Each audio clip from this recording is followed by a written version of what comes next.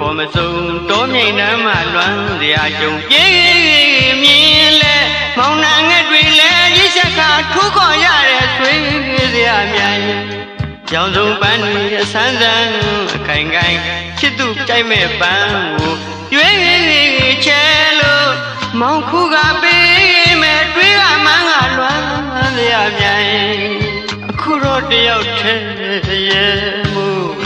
တထားမြင်လဲပါစေခြင်းမောင်ငယ်ကြီးဦးစီတို့လွမ်းရမြိုင်ဒီမြိုင်လမ်းမှာပန်းတော်ကနဲ့ဒီစွာခတ်တာရင်မအင်းရင်တွေကဆိုတပည့်ကံကိုနှင်းစီဒေါနာတိုက်ပန်းယူနာ